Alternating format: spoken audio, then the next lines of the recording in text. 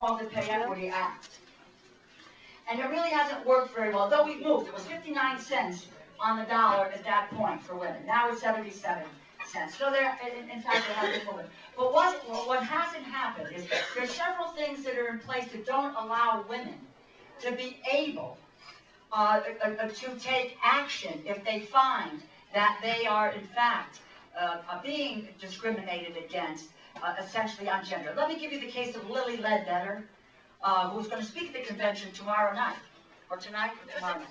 Anyway, Lily's going to speak. She found out, anonymously, someone left her a note saying she held the same job as a production supervisor as her male colleagues, but for over 20 years was being paid less money.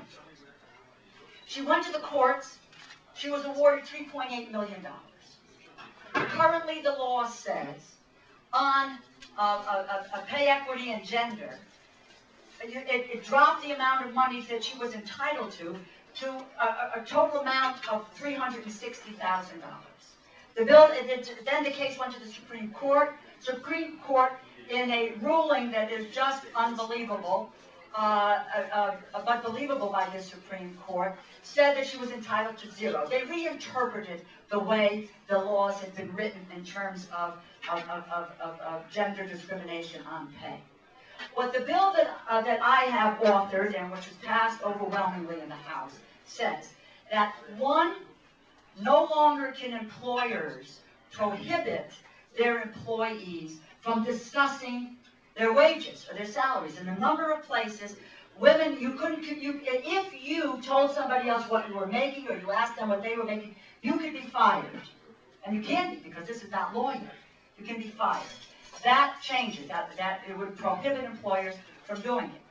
In addition to that, women can now sue for both compensatory damages, that's back pay and being compensated for what they lost, as well as punitive damages, and that is punishing the employer who, in fact, has discriminated against the individual. And in fact, that has not been the case in the past. You have to prove intent in the same way that Lilly Ledbetter did, that she was being discriminated against. But then you can be awarded damages, and there is no cap on those damages. So if Lilly Ledbetter had this piece of legislation and it had been law, she would have been able to take the court's award at $3.8 million.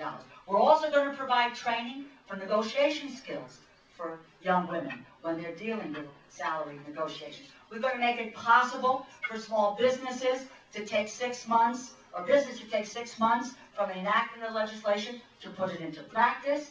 We will also work with businesses in terms of technical assistance in order to make this move forward. We were opposed by the Chamber of Commerce, the National Federation of Independent Businesses, the Secretary of Labor, Elaine Chao, opposed the legislation, but 247. And I will tell you, it crossed the aisle. 233 Democrats, 14 Republicans came together to say, yes, this is a legislation, its time has come. So it makes it easier for women to be able to act on a case in point with regard to discrimination.